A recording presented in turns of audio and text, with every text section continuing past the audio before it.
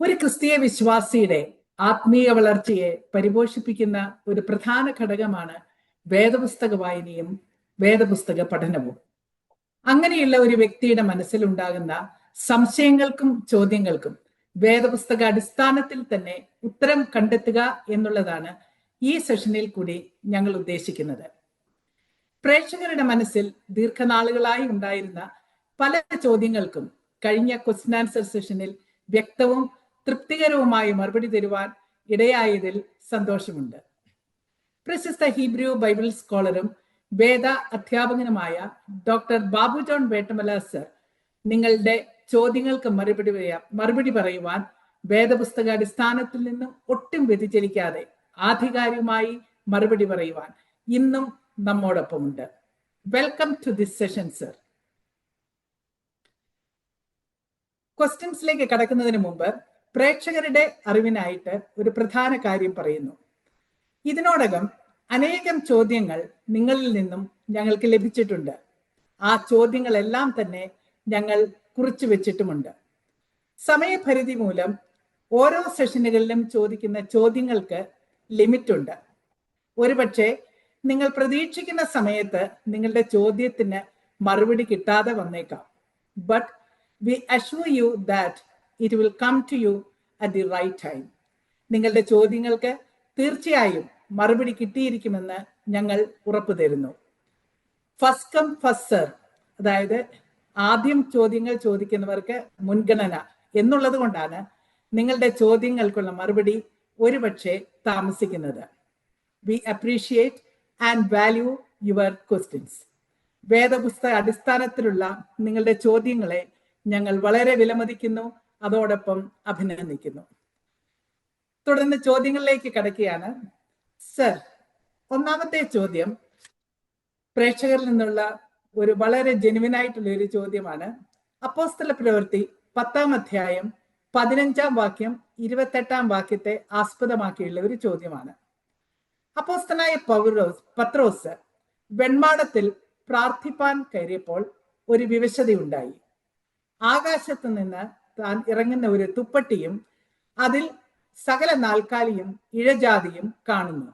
അതിനുശേഷം എഴുന്നേറ്റ് അറുത്ത് തിന്നുക, ദൈവം ശുദ്ധീകരിച്ചത് നീ മലിനമെന്ന് വിചാരിക്കരുത് എന്ന് ഒരു ശബ്ദവും കേൾക്കുന്നു. തുടർന്ന് അതേ അധ്യായത്തിൽ 28-ാം വാക്യത്തിൽ ഒരു മനുഷ്യനെയും മലിനനോ അശുദ്ധനോ എന്ന് പറയരുത് എന്ന് ദൈവം എനിക്ക് കാണിച്ചു തന്നിരിക്കുന്നു എന്ന് പത്രോസ് പറയുന്നു. ഈ വചനപ്രകാരം എല്ലാ ഭക്ഷണവും കഴിക്കാം, എല്ലാവരോടും സഹകരിക്കാം എന്നല്ലേ നാം ഗ്രഹിക്കേണ്ടത്?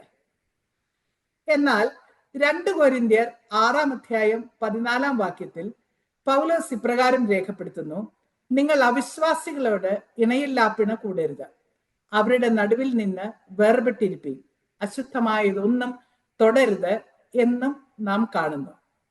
ഈ 2 വാക്യങ്ങളും വെച്ച് നോക്കുമ്പോൾ പരസ്പര വൈരുദ്ധ്യമല്ലേ? ഇതിന്റെ വിശദീകരണം ഒന്ന് പറയാമോ? Thank you ma'am four racing the question. ചോദ്യം ചോദിച്ച ആളിനോടും വളരെ നന്ദി. നമുക്ക് നിശ്ചയമായും ആൻസർ ചെയ്യേണ്ട ചോദ്യമാണത്. നിങ്ങൾ പ്രതീക്ഷിക്കുന്ന പെർസ്പെക്റ്റീവിൽ നിന്നായിരിക്കത്തില്ല ഞാൻ ഇതിന് മറുപടി പറയുന്നത്. My answer can be slightly different from your expectation of the answer. ഇതിൽ നമ്മൾ അറിഞ്ഞിരിക്കേണ്ട പ്രധാന കാര്യം എന്ന് പറയുന്നത്, ഈ ജൂയിഷ് ലോ എന്നൊരു കാര്യമുണ്ട്. മുഴുവൻ വിശുദ്ധ വേദപുസ്തകവും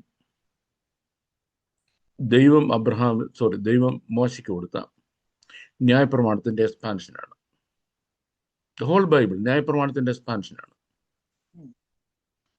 അല്ലെങ്കിൽ നമുക്ക് ദ ജൂയിഷ് ലോയുടെ എക്സ്പാൻഷനാണ്. ഈ ജൂയിഷ് ലോ 4 പാർട്ടായിട്ടാണ് വരുന്നത്, ഇൻറ്റു 4 പാർട്സ്.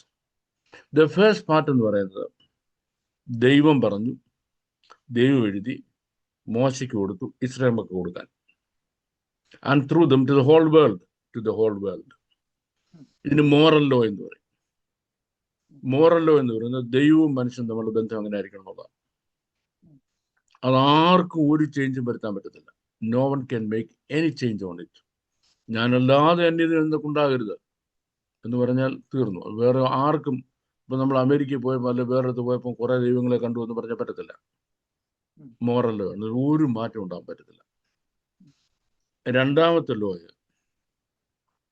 അപ്പോൾ അതിൻ്റെ എക്സ്പാൻഷൻ ഇനി ബാക്കി മുഴുവൻ വെളിപ്പാട് പുസ്തകം വരെ. ഇനിയും രണ്ടാമത്തെ ലോയ് അവരുടെ എക്ലീസിയാസ്റ്റിക് ലോ എന്ന് പറയും. എക്ലീസിയാസ്റ്റിക് ലോയ്ക്ക് നമുക്ക് യഹൂദന്മാരുടെ ആരാധനക്രമം എന്ന് പറഞ്ഞാൽ കുറെ കൂടി ശരിയാണ്. എക്ലീസിയാസ്റ്റിക്കൽ ലോ, ഈ എക്ലീസിയാസ്റ്റിക്കൽ ലോയുടെ അതിനകത്ത് ചില സ്റ്റോപ്സ് ആൻഡ് എക്സ്പാൻഷൻസ് വരുന്നുണ്ട്. സ്റ്റോപ്സ് എവിടെ വരുന്നത്?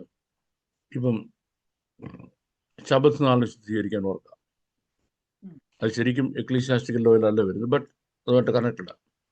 യാഗങ്ങൾ, ബലികൾ, പെരുന്നാളുകൾ, ഇത് നമ്മൾ വാഴ്ത്തപ്പെട്ട കർത്താവിനോട് എഴുതി ഫുൾഫില്ലായി. അതിന് വേറൊരു മീനിങ് വരികയും ചെയ്തു.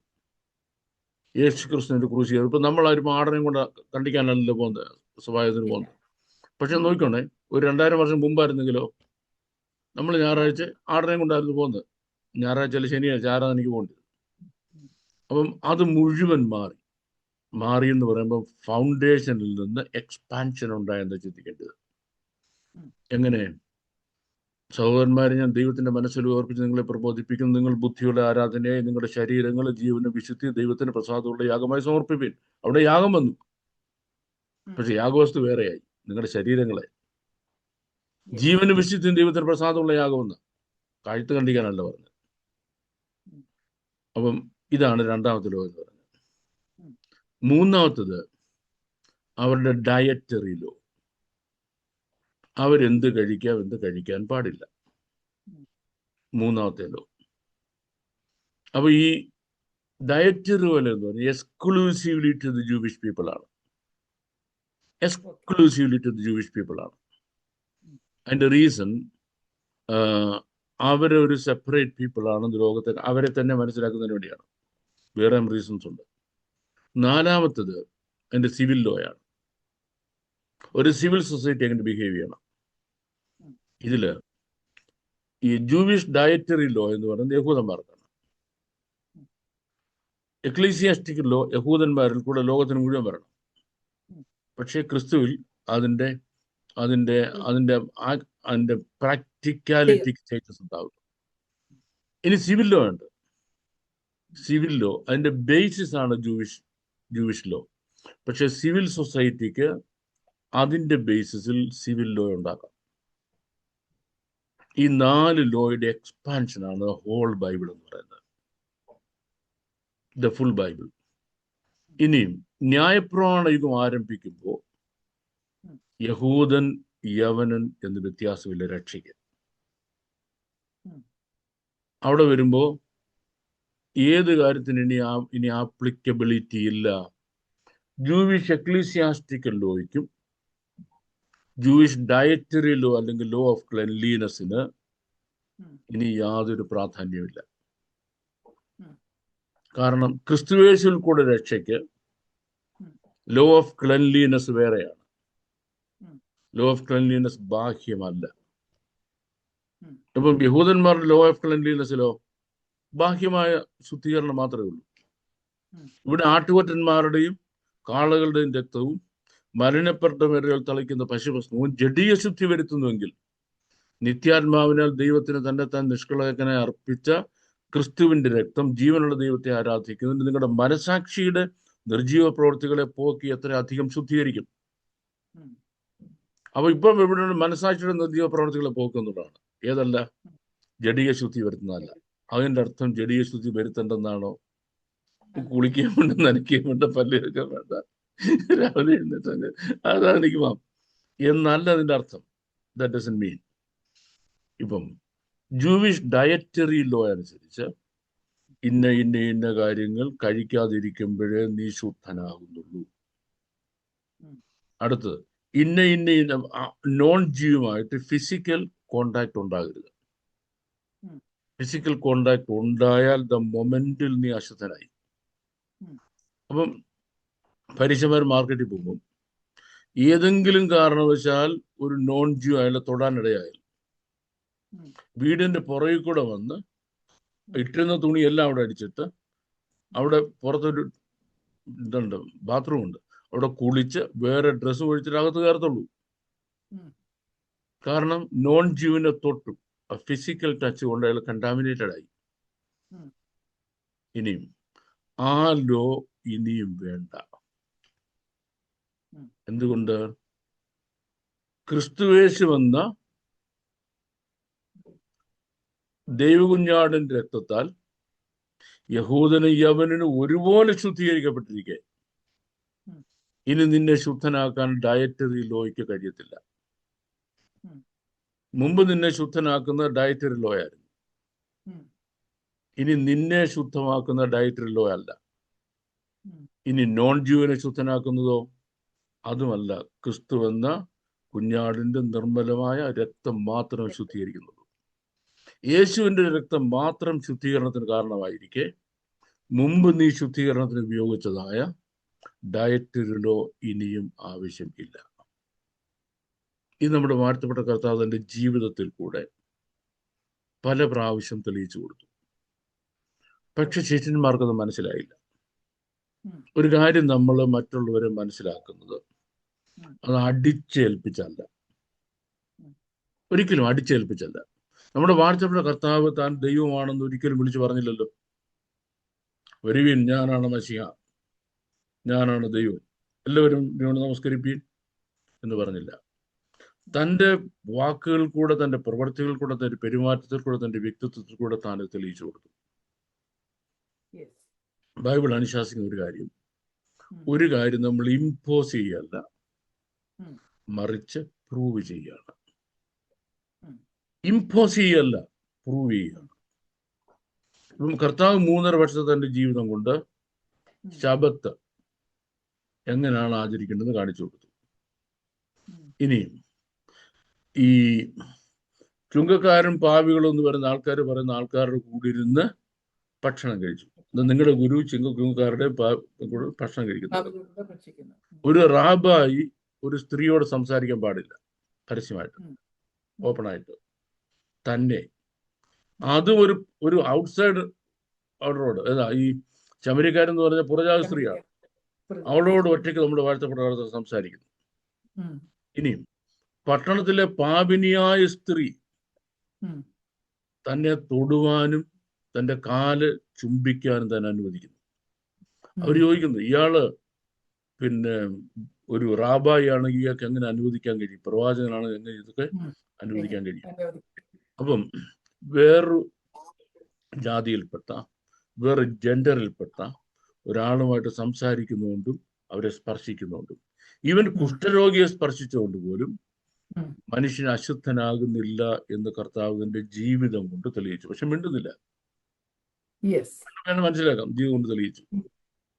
അവരുടെ കൂടെ ഭക്ഷണം കഴിക്കേണ്ടിരുന്നു. മത്തായിയുടെ വീട്ടിൽ ഭക്ഷണം കഴിക്കേണ്ടത് മുഴുവനും ചുങ്കക്കാരും പാപികളുമാണ്.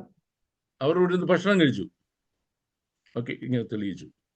ശബത്തിൽ രോഗികളെ സൗഖ്യമാക്കി. ചെയ്യരുതെന്ന് അവർ ചിന്തിച്ച കാര്യങ്ങൾ ചെയ്യുന്നുണ്ട്, തെറ്റില്ല എന്ന് ശബത്തിൽ കർത്താവ് തെളിയിച്ചു. അപ്പം ജൂവിഷ് ഡയറ്ററി ലോ ഇനിയും റിലവന്റ് അല്ല, തീർന്നു, റിഡൻഡന്റ്. പക്ഷെ ഇത് മനസ്സിലാക്കാത്ത പത്രോസ് പിന്നെയും പഴയ ഡയറ്ററി ലോയും കെട്ടിപ്പിടിച്ചുകൊണ്ട് ലോ ഓഫ് ക്ലീൻലിനെസ് കെട്ടിപ്പിടിച്ചുകൊണ്ടിരിക്കുക. ഈ സമയത്ത് ദൂരെ കൊർന്നല്യോസിന്റെ വീട്ടിൽ നിന്ന് ആളുടെ പരിശുദ്ധാത്മാവ് വിട്ടു കഴിഞ്ഞങ്ങോട്ട് പത്രോസിന്റെ അടുത്ത് വരാൻ അവർ വന്ന പത്രോസ് അവരെ മുറ്റത്ത് കയറ്റു, വീടിന്റെ മുറ്റത്ത് കയറ്റു. മുറ്റത്തിന് അപ്പുറത്ത് നിൽക്കാൻ പറയും. അവിടെ നിന്നെല്ലാം പറഞ്ഞിട്ട് പൊക്കോളം പറയും. പത്രോസ് അവിടെ പോകത്തില്ല. പോകണമെന്നുണ്ടെങ്കിൽ വ്യക്തമായ ഒരു ഇന്റർഫിയറൻസ്, ഒരു എൻകൗണ്ടർ പത്രോസിന്റെ കർത്താവുമായിട്ടുണ്ടാകണം. അതിനാണ് തുപ്പട്ടി കാണിക്കുന്നത്. ഈ സകല ഈ ജീവികളും കയറി വരുന്നതും അറുത്ത് ഭക്ഷിക്കാൻ പറയുന്നു. ഈ അറുത്ത് ഭക്ഷിക്കാൻ പറയുന്നതെന്ന് പറയുമ്പോൾ നമ്മൾ മനസ്സിലാക്കണേ, അതിനകത്തുള്ളത് കൊഞ്ച്, ഇതൊന്നും തൊടാൻ പാടില്ല. ഈ കൊഞ്ചിനകത്ത് എന്തെങ്കിലും അശുദ്ധിയുണ്ടോ? കൊഞ്ചിനകത്ത് എന്തെങ്കിലും അശുദ്ധിയുണ്ടോ? ഞണ്ട്, നമ്മുടെ സീ ഫുഡിൽ വരുന്ന ഒരുപാട് മീനുകൾ, ഇതൊന്നും യഹൂദന് കഴിക്കാൻ പാടില്ല. ഓക്കെ, മൂവ് ചെയ്തു. കഴിച്ചോളാൻ പറഞ്ഞു. അറുത്ത് ഭക്ഷിച്ചോളാൻ പറഞ്ഞു. കാരണം ദൈവം അതിനെയെല്ലാം ശുദ്ധമാക്കിയിരിക്കുന്നു. ദൈവം ശുദ്ധമാക്കിയിരിക്കുന്നു എന്നതിൻ്റെ അർത്ഥം പുതിയ വിശുദ്ധിയുടെ പ്രമാണം വന്നു എന്നാണ് അർത്ഥം. There is a new law of holiness come into existence. The old law is now redundant. അവിടെയാണ് അതിനർത്ഥം. ഇനി വേറൊരു കാര്യം, അതിനർത്ഥം വിശുദ്ധിയുടെ പ്രമാണവും വേർപാടിന്റെ പ്രമാണവും നഷ്ടപ്പെട്ടു എന്നല്ല. ഇപ്പം ചില കാര്യത്തിൽ നിങ്ങൾ വേർപാട് ആചരിക്കണം. അവിശ്വാസികളോട് ഇണയില്ലാപ്പണം കൂടരുത്. ദേവാലയത്തിൽ വിഗ്രഹങ്ങളുടെ എന്ത് യോഗ്യത അല്ലേ? അവിടെ എന്താണ്? അവിടെ നമ്മൾ കണ്ടത് വേർപാടിന്റെ പ്രമാണമാണെങ്കിൽ in itself it is unholy. Alcohol in itself is unholy. Yes. Alcohol in itself is unholy. Unhygienic food in itself is unholy. Yes. അതിന് മനുഷ്യ ശരീരത്തെ നശിപ്പിക്കുന്നതാണ്. അൺഹൈജീനിക് ആണ് അല്ലേ? That in itself, no, you should not eat it. അപ്പം വിശുദ്ധി ഇല്ല എന്നും വേർപാടില്ല എന്നും അല്ല അതിന്റെ അർത്ഥം. No, it doesn't mean that. വിശുദ്ധി ഇല്ലെന്നും വേർപാടില്ല എന്നുമല്ല അതിന്റെ അർത്ഥം. On the contrary, it means the Jewish law of dietary system, cleanliness is over എന്നാണ്. Precisely, that's what it means. അതുകൊണ്ടാണ് വെസ്റ്റേൺ കൺട്രീസിൽ ആളുകൾ ധാരാളമായിട്ട് പന്നിയിറച്ചി കഴിക്കും. യഹൂദൻ ഇപ്പോഴും പന്നി അവന്റെ ഏതായാലും തടുപ്പിക്കത്തില്ല. ഇനി വേറൊരു കാര്യമുണ്ട്, നമ്മുടെ ഇന്ത്യയിലെ പന്നിയെ കണ്ടു കഴിച്ചാല് നാട് വിട്ട് ഓടിക്കണം, അത്ര ശുദ്ധിയാനെ കണ്ടു കഴിച്ചാൽ. പക്ഷെ നമ്മള് യൂറോപ്യൻ രാജ്യങ്ങളിൽ, ഞാൻ ഇവിടെ വന്ന ശേഷം ഈ മാംസത്തിന് ഉപയോഗിക്കുന്ന പന്നികളെ വളർത്തുന്ന ഫാം പോയി കണ്ടു. ആ ഫാം നമ്മൾ വിസിറ്റ് ചെയ്താൽ പിന്നെ നമ്മൾ പന്നിയിറച്ചിയേ കഴിക്കത്തുള്ളൂ. Because that clean it is. ഒരു ശകല ആഴ്ക്കയിലുമേക്കില്ല. ഏറ്റവും നല്ല ആഹാരമാണ് കൊടുക്കത്തുള്ളൂ. എല്ലാ ദിവസവും ഒരു ഡോക്ടർ ഒരു പന്നിയെ ചെക്ക് ചെയ്യും. പിന്നെ മീറ്റിന് വേണ്ടി കട്ട് ചെയ്യേണ്ട പന്നി എല്ലാ ദിവസവും ഒരു ഡോക്ടർ കട്ട് ചെയ്യും. അതിനെയാണ് കട്ട് ചെയ്ത് മാർക്കറ്റിൽ കൊണ്ടുവരുന്നത്. അത് 100% എഡിബിൾ ആയിരിക്കെ ഇന്ത്യയിലെ പല ഗ്രാമങ്ങളിലും ഞാൻ കണ്ടിട്ടുണ്ട് പന്നി വളരുന്നത്. അതിനെപ്പറ്റി നമുക്കിവിടെ പറയുക വേണ്ട. അത് കഴിക്കരുത്. അത് അശുദ്ധമാണ്. കാര്യം എന്തുകൊണ്ട്? അശുദ്ധിയിൽ വളരുന്നു, അശുദ്ധമായ സാധനം കഴിക്കുന്നു. That itself is dirty. അത് നമ്മുടെ ശരീരത്തെ അശുദ്ധമാക്കും. അവിടെയാണ് വിശുദ്ധിയുടെ പ്രമാണവും വേർപാടിന്റെ പ്രമാണവും വരുന്നത്. That's my answer, Mom. Thank you. That is a brilliant answer, sir. Yeah. Thank you. അടുത്ത ചോദ്യം, ആവർത്തന പുസ്തകം 28-ാം അധ്യായം അതിന്റെ 13-ാം വാക്യത്തെ ആസ്പദമാക്കി രക്ഷകെന്നുള്ള ഒരു ചോദ്യമാണ്.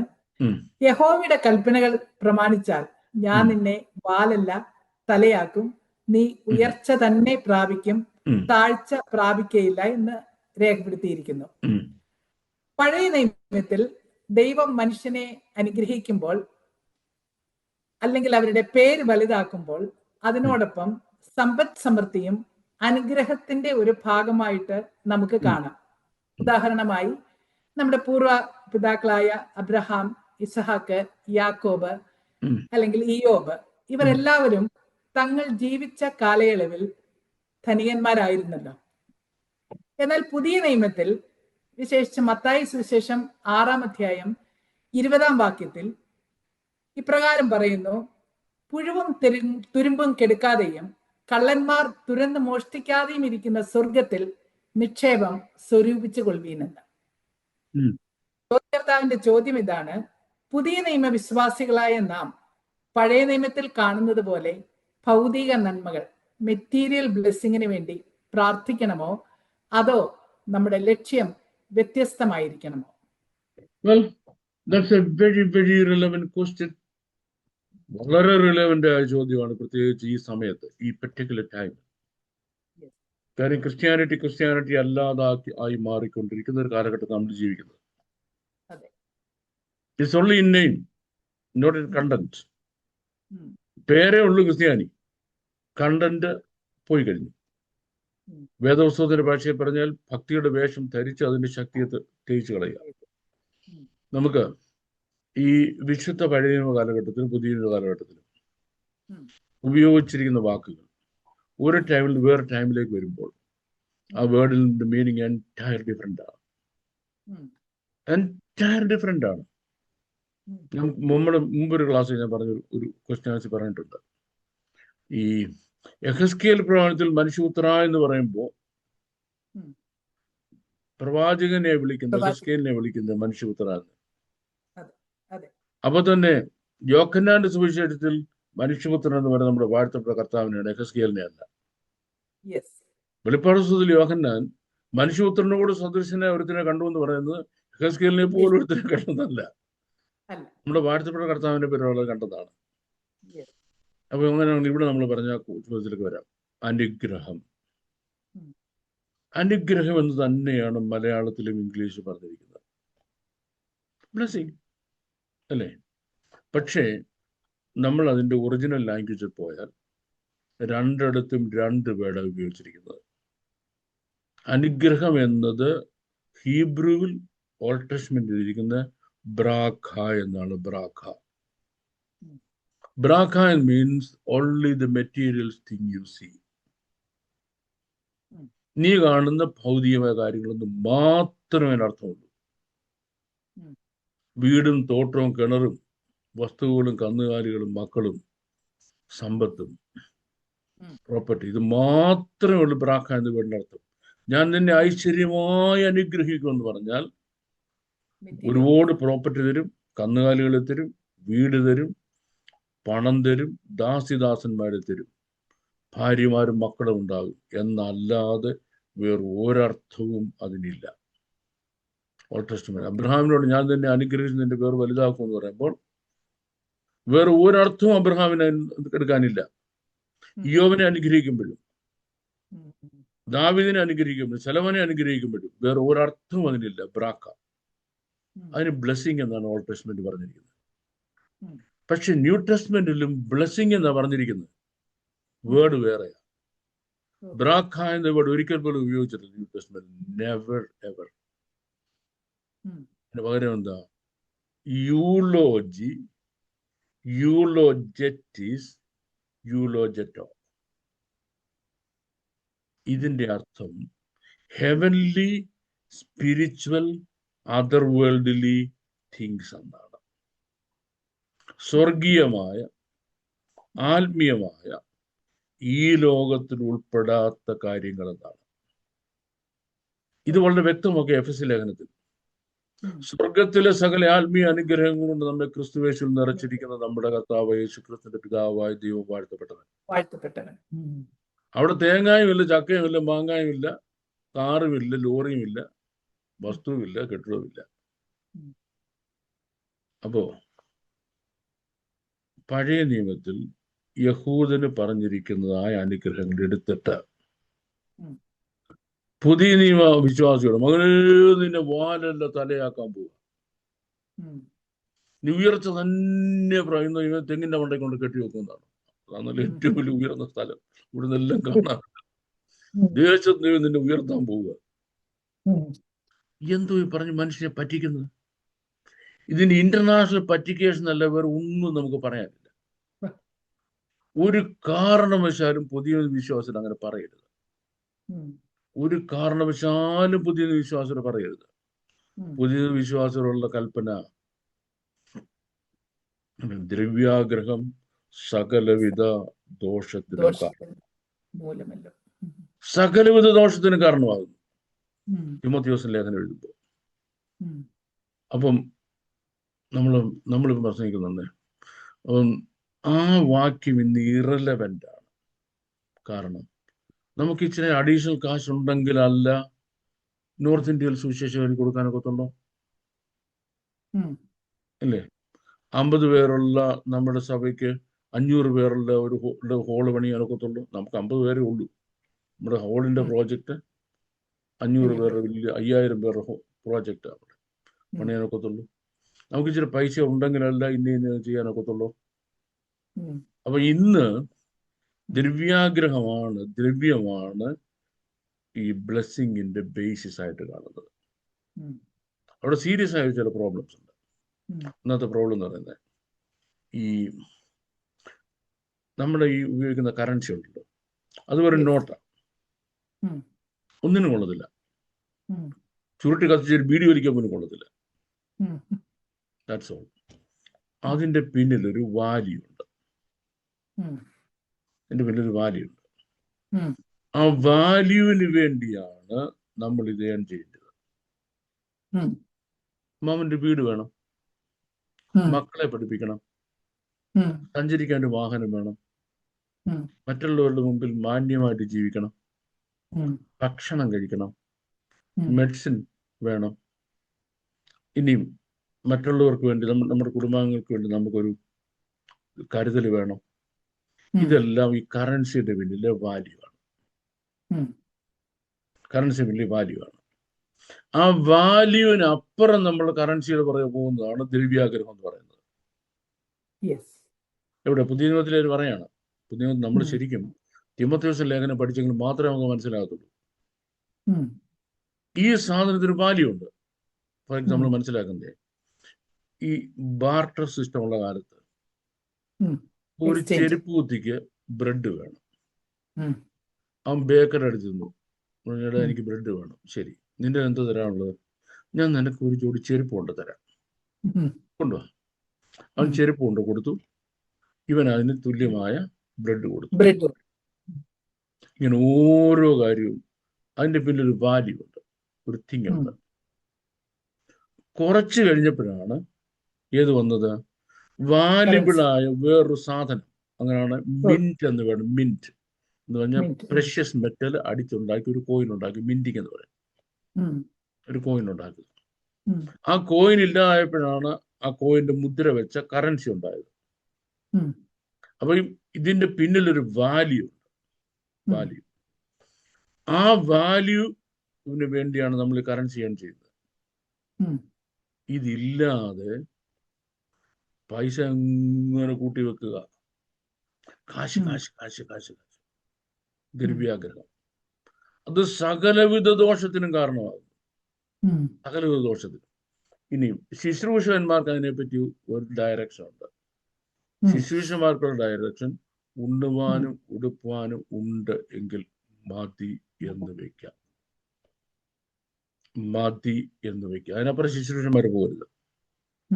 കർത്താവിന്റെ വേലക്കാര് അതിനപ്പുറം പോകരുത്. ഇനി സഭാവിശ്വാസികൾ ഒരു വാല്യൂ ഉണ്ട്, അതിന്റെ പിന്നിൽ വാല്യൂ ഉണ്ട്, ഒരു കോസ് ഉണ്ട്. ഒരു കോസ് ഉണ്ട്. ആ കോസിന് വേണ്ടി they should go for money. വാല്യൂം ഇല്ല, കോസും ഇല്ല. കിട്ടുന്ന എല്ലാം സമ്പാദിച്ച് ജനിപ്പാനിരിക്കുന്ന കൊച്ചുമക്കൾക്ക് വേണ്ടി കൊണ്ട് മറ്റേ ബാക്കി കൊണ്ട് ഇടുക. അത് സകലവിധ ദോഷത്തിനും കാരണമാകും. അപ്പം അതിന് നമ്മളെ പ്രൊമോട്ട് ചെയ്യുന്ന, മോട്ടിവേറ്റ് ചെയ്യുന്ന പ്രസംഗമാണ് ദൈവം നിന്നെ വാലല്ല തലയാക്കും. യഹൂദന്മാർ കൊടുത്തിരിക്കുന്ന വാഗ്ദത്തമെല്ലാം, ഭൗതിക വാഗ്ദത്തമെല്ലാം ദൈവമക്കൾക്ക്, ആർക്ക്? ക്രിസ്ത്യാനികൾക്ക് ദൈവം കൊടുക്കുമെന്ന് പറഞ്ഞ് അവരെ കൊണ്ട് അതിന് പ്രേരിപ്പിക്കുമ്പോൾ, പ്രാർത്ഥിക്കാൻ പ്രേരിപ്പിക്കുന്നത് മോഹിക്കരുത് എന്ന് പറഞ്ഞെടുത്ത് നിന്നെ മോഹിക്കാൻ പ്രേരിപ്പിക്കുമ്പോൾ, അതിനെപ്പറ്റി യാക്കോബ് പറഞ്ഞത് നിന്റെ മോഹത്തിനനുസരിച്ച് വല്ലാതെ ചെലവഴിക്കേണ്ടതിന്, അല്ലാതെ ഒരു സ്കൂട്ടർ ഫാമിലിയാ, കെട്ടിയവനും കെട്ടിയോളും ഇച്ചിരിയെ ഒരു കൊച്ചുവേ ഉള്ളൂ. അവർക്കാണ് 3 നില കെട്ടിടം വേണ്ടിയത്. ആർക്ക് താമസിക്കാൻ? അപ്പം അനാധാരമായിട്ട് എടുത്തത് എന്തുവാ? ദൈവം നിന്നെ മാനിക്കും, വലിയവനാക്കും. വലിയവനാക്കും എന്ന് പറഞ്ഞപ്പോൾ എല്ലാവരും 2 നില കെട്ടിടം വെച്ചപ്പോൾ എന്റെ 3 നില കെട്ടിടം ആകണം. That is absolutely unbiblical. ഒരു കാരണവശാലും പുതിയ വിശ്വാസിയെ പഴയ നിയമത്തിൽ പറഞ്ഞിരിക്കുന്ന ആ വാഗ്ദത്തങ്ങൾ പറഞ്ഞ് ടെംപ്റ്റ് ചെയ്യരുത്. അങ്ങനെ ടെംപ്റ്റ് ചെയ്യിക്കുന്ന ഉപദേശിയും ദൈവസന്നിധിയിൽ കണക്ക് കൊടുക്കേണ്ടി വരും. ടെംപ്റ്റഡ് ആകുന്ന വിശ്വാസിയും കണക്ക് കൊടുക്കേണ്ടി വരും. അതാണ് വേദപുസ്തകത്തിന്റെ പ്രമാണം. That's all I got to say. Thank you. Okay, thank you very much sir, very clear answer. Thank you. അടുത്ത ചോദ്യം, 1 തെസ്സലോനിക്കർ 4-ാം അധ്യായം 16-ാം വാക്യത്തിൽ ഉം. കർത്താവിന്റെ പ്രത്യക്ഷതയിൽ ക്രിസ്തുവിൽ മരിച്ചവർ മുമ്പേ ഉയർത്തെഴുന്നേൽക്കുമെന്ന് കാണുന്നു. ഉം. ലൂക്കോസിന്റെ സുവിശേഷം 20-ാം അധ്യായം 37-ാം വാക്യത്തിൽ ഉം. മരിച്ചവർ ഉയർത്തെഴുന്നേൽക്കുന്നു എന്നതോ മോശയും മുൾപ്പടർപ്പ് ഭാഗത്ത് കർത്താവിനെ അബ്രഹാമിന്റെ ദൈവവും ഇസഹാക്കിന്റെ ദൈവവും യാക്കോബിന്റെ ദൈവവും എന്ന് പറയുന്നതിനാൽ സൂചിപ്പിച്ചിരിക്കുന്നു. ദൈവമോ മരിച്ചവരുടെ ദൈവമല്ല, ജീവനുള്ളവരുടെ ദൈവമത്രേ. ഉം. ചോദ്യം ഇതാണ്, അങ്ങനെയെങ്കിൽ അബ്രഹാമും ഇസഹാക്കും യാക്കോബും ഉയർത്തെഴുന്നേറ്റോ അതോ കല്ലറയ്ക്കുള്ളിൽ തന്നെ ആണോ? Okay, fantastic question അല്ലേ? ഒന്നാമത്തെ കാര്യം, അവരുടെ ഭൗതിക ശരീരം അടയ്ക്ക കല്ലറകൾ ഇന്നും ഭൂമിയിലുണ്ട്. Yes. ആ കല്ലറ അടഞ്ഞു തന്നെ കിടക്കുക. രണ്ടാമത്തെ ആൻസർ, കർത്താവ് താൻ ഗംഭീരനാഥത്തോടും പ്രധാന ദൂതന്റെ ശബ്ദത്തോടും ദൈവത്തിന്റെ കാഹളത്തോടും കൂടെ സ്വർഗത്തിൽ നിന്നിറങ്ങി വന്ന് ക്രിസ്തുവിൽ മരിച്ചവർ മുമ്പ് ഉയർത്തി നിൽക്കുന്ന അബ്രഹാമിന്റെ ഇസഹാക്കിന്റെ യാക്കോബിന്റെ കല്ലറ തുറക്കും. 10,000 വർഷം മുമ്പ് അവിടെ കൊണ്ട് വെച്ച ആ ശരീരം, 4000 വർഷം മുമ്പ് അബ്രഹാം അവിടുന്ന് ജീവനോട് എഴുന്നേറ്റ് വരും. രണ്ടാമത്തെ ആൻസർ. അടുത്ത ചോദ്യം, ദൈവം മരിച്ചവരുടെ ദൈവമല്ല. എന്നിട്ട് പറഞ്ഞു അബ്രഹാമിനോട് ഇസഹാക്കിനോട് യാക്കോബിനോട് പന്തിയിലിരിക്കും. ദൈവം മരിച്ചവരുടെ ദൈവം എന്ന് പറയുമ്പോൾ ഇവര് മരിച്ചില്ലേ? ഇവര് മരിച്ച് കല്ലറ അടഞ്ഞു കിടക്കുകയല്ലേ? പിന്നെ ദൈവം മരിച്ചവരുടെ ദൈവം അല്ല എന്ന് പറഞ്ഞതിന്റെ അർത്ഥം എന്താ? അവിടെയാണ് മരിച്ചവർ എവിടെയെന്നുള്ള മനസ്സിലാക്കേണ്ടത്. അബ്രഹാം ഇസഹാക്ക് യാക്കോബ് മാത്രമല്ല, ക്രിസ്തുവിൽ മരിച്ചവരെല്ലാവരും അവര് ക്രിസ്തുവിനെ നോക്കിയാണ് മരിച്ചത്. വരുവാനിരിക്കുന്ന ക്രിസ്തുവിനെ. നമ്മൾ ഇനി രണ്ടാമത് വരാനിരിക്കുന്ന ക്രിസ്തുവിനെ നോക്കിയാ നമ്മൾ മരിക്കുന്നത്. ഇവരെല്ലാം തങ്ങളുടെ പ്രയത്നത്തിൽ നിന്ന് ക്രിസ്തുവിന്റെ സന്നിധിയിൽ വിശ്രമിക്കുകയാണ്. അവരാരും നഷ്ടമായിട്ടില്ല, മരിച്ചു പോയിട്ടില്ല. ഭൗതിക ശരീരം മരിച്ചു എന്നല്ലാതെ അവര് മരിച്ചില്ല. ഭൗതിക ശരീരം മരിച്ചു എന്ന് പറഞ്ഞാൽ man is a spirit, he has a soul, he lives in a body.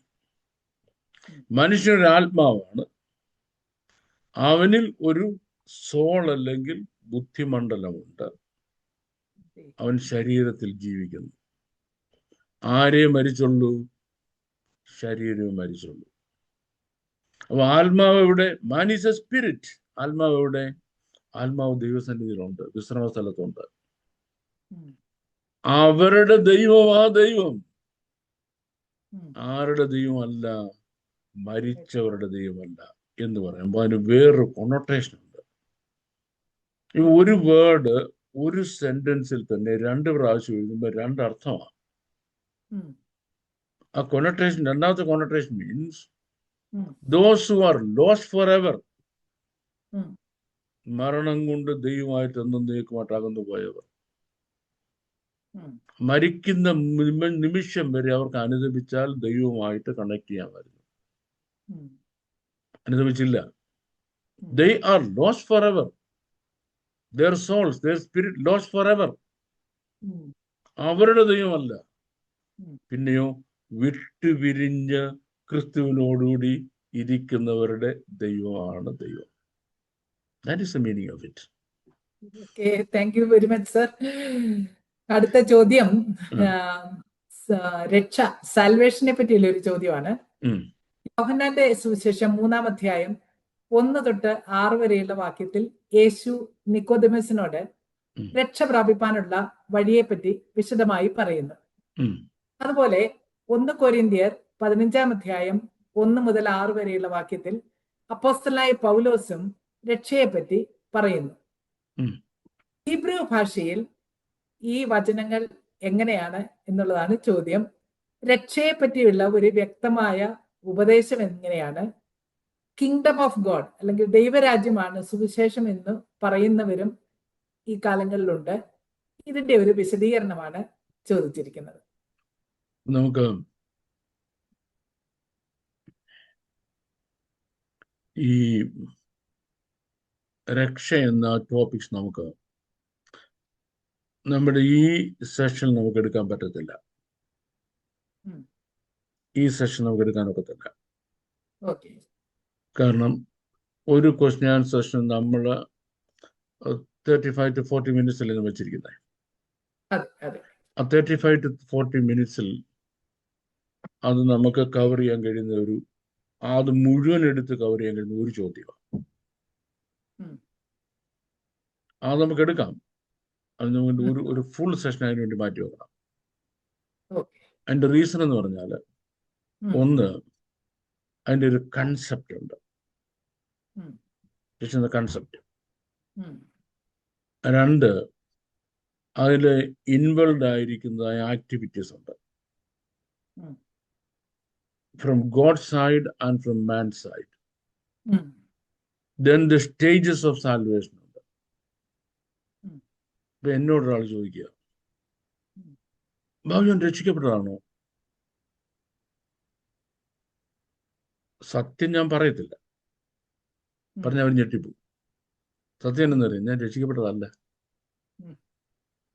ഞാൻ രക്ഷിക്കപ്പെട്ടത് അല്ല, അവരോട് ഞാൻ രക്ഷിക്കപ്പെട്ടെന്നേ പറയത്തുള്ളൂ. ഇതെന്നറിയാമോ, രക്ഷയുടെ 3 സ്റ്റേജസാണ്. ആത്മാവെന്ന ആദ്യദാനം ലഭിച്ച നാം നമ്മുടെ ശരീരത്തിന്റെ വീണ്ടെടുപ്പായ പുത്രത്വത്തിന് വേണ്ടി ദാഹിക്കുന്നു. അപ്പം ആ ശരീരത്തിന്റെ വീണ്ടെടുപ്പായ പുത്രത്വം നടക്കുന്നവർ നമ്മൾ ഈ ശരീരത്തിൽ ഞരങ്ങിക്കൊണ്ടിരിക്കുക. ഈ ഞരങ്ങിയിരിക്കുന്നതോളം കാലം നമ്മുടെ രക്ഷയുടെ പെർഫെക്ഷൻ നമ്മൾ എത്തിയില്ല. അവിടെ ഒരു കോൺട്രഡിക്ഷൻ ഉണ്ട്. Once saved always saved, right or wrong. Once saved always saved എന്ന് വിശ്വസിക്കാൻ ഇഷ്ടപ്പെടുന്ന ആളുകൾ ഒരു മജോറിറ്റി ലോകത്തുള്ളത്. പക്ഷെ വേദവസം നമുക്ക് അതിന് ഒരു തെളിവും തരുന്നില്ല. അപ്പം അതൊരു കൺഫ്യൂസിങ് മാറ്ററാണ്. ഇത് നമുക്ക് ഒരു സെഷനിൽ സംസാരിക്കാം.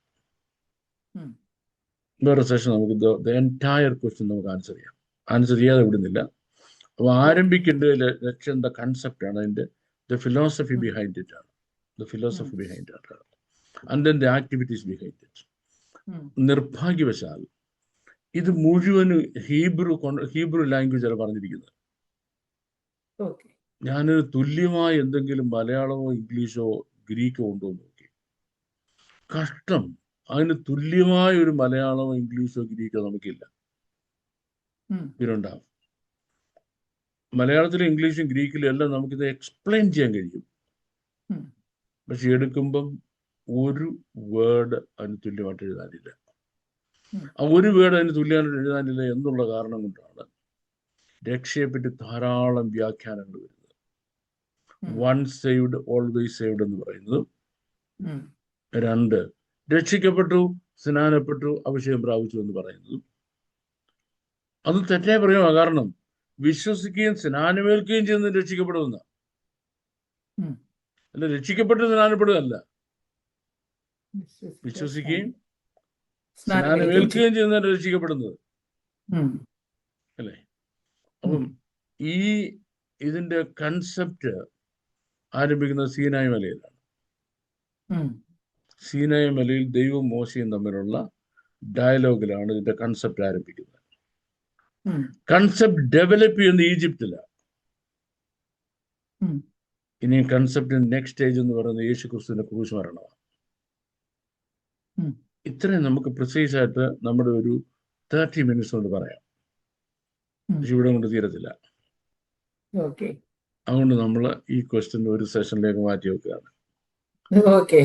Not very happy to postpone. പക്ഷെ സപ്പോസ് നമ്മൾ ഈ ക്വസ്റ്റ്യൻ തുടങ്ങിയിരുന്നെങ്കിൽ നമ്മൾ ഈ ഒരു സെഷൻ മുഴുവൻ നമ്മൾ കൊണ്ടുതരും, തീർക്കാമായിരുന്നു. Okay. Thank you once again for the brilliant answers sir. പ്രേക്ഷകർ തുടർന്നും നിങ്ങളുടെ ചോദ്യങ്ങൾ സ്ക്രീനിൽ കാണുന്ന നമ്പറിൽ ടെക്സ്റ്റ് മെസ്സേജ് ആയിട്ടോ വോയിസ് മെസ്സേജ് ആയിട്ടോ അയക്കുക. May God bless you. Hope this session was a great blessing. Thank you. Thank you very much. Thank you.